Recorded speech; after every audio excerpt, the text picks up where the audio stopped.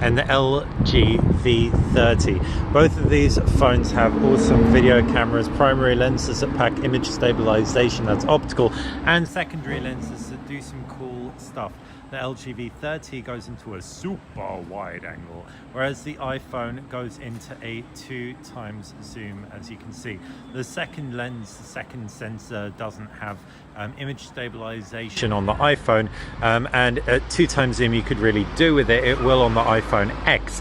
However, no image stabilization isn't that big a deal on the LG V30, because when you have a wide angle, you don't really need too much compensation for handshake. Pan across, we're going to do our primary tests with the primary lens and sensor combinations on both these, because they are the better performing of the two.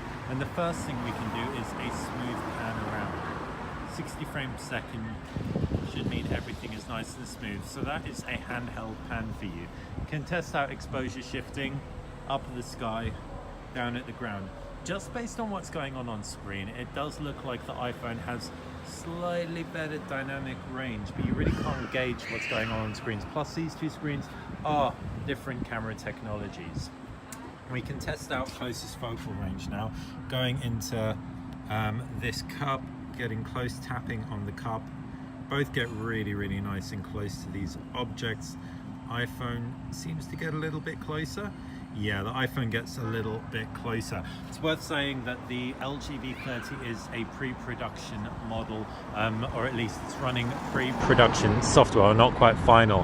The phone isn't out yet, whereas you can go into a shop and pick up an iPhone now. Okay, so now let's get into the zoom, and we got a sign in the distance. I can just tap on the 2x zoom point on the iPhone, tap on there, and now I'm going to pinch in on it. Oh, it's not pinching. Oh, there you go, it is pinching. So it's a maximum of 6x zoom. That is clearly the second sensor and lens, because my handshake is coming through thick and fast. Now let's pinch on the LG V30 all the way and tap through. And the LG V30, based on what is going on screen, is so not as sharp, and is way steadier. Hopefully that isn't the actual clarity of it. Do a quick pan at full zoom range, and now we can jump back to the widest angle on both of these phones, and then back to the primary sensor on the V30. So based on what is going on screen, both seem to focus nice and quickly. The iPhone seems to get in a little bit closer. The zoom looks like it's more stable on the LG V30, whereas it looks like it has more clarity on the iPhone. This bodes really well for the iPhone X if it has the same sensor and zoom tech, but it has obviously got that image stabilization on the second lens and sensor. It may well be the best camera phone around, competing directly with the Samsung Galaxy Note 8. Watch this space. We'll be getting a Note 8 in this week for some comparisons with the iPhone. If you've got any questions, anything you want me to test out, please let me know in the comments section.